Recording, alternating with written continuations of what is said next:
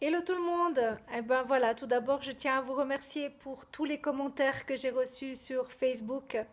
Merci beaucoup. Je sais que YouTube, c'est pas encore votre tasse de thé, c'est pas grave. On y viendra petit à petit, vous inquiétez pas. Donc voilà, je tenais vraiment à vous remercier pour tous les messages qui me font vraiment, vraiment chaud au cœur. Ça, c'est la première chose. La deuxième chose, c'est que voilà,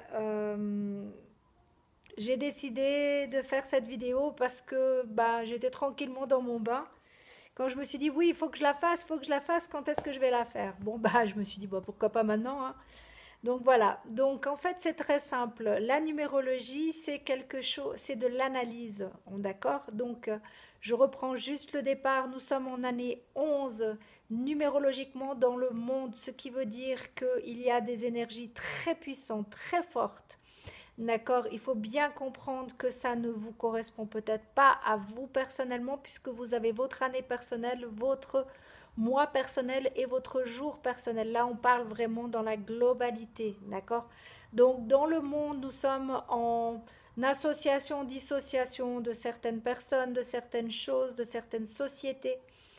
Dans le monde, nous sommes aussi c'est aussi en rapport avec, comment il faut expliquer ça?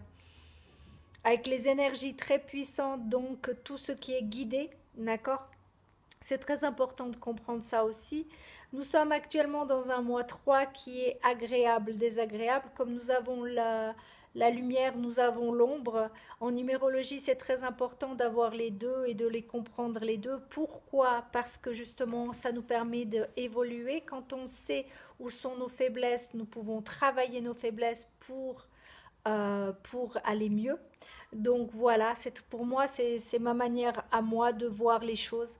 Donc je disais agréable, désagréable, c'est aussi communicateur ou non communicateur, bien sûr.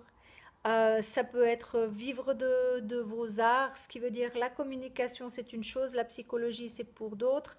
Ça peut être par exemple avoir décidé de faire une nouvelle recette de cuisine, par exemple, pour certaines personnes ou quelque chose que vous avez envie de créer pour vous-même.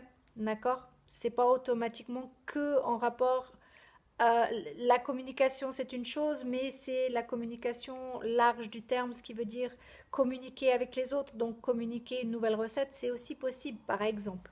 C'est un exemple, d'accord? Donc voilà, ça c'est une chose. Maintenant, nous sommes dans une semaine qui va commencer du 7 au 14, qui est une semaine de stabilité, une semaine où on veut une certaine stabilité dans les communications, donc dans les réseaux sociaux par exemple. On va chercher une certaine stabilité, on va chercher des réponses, on va communiquer différemment.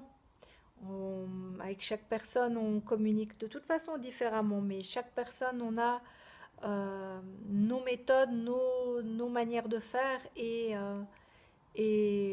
cette semaine du 7 au 14 va être une semaine justement où on va chercher cette stabilité, cette confiance, tout ce genre de choses.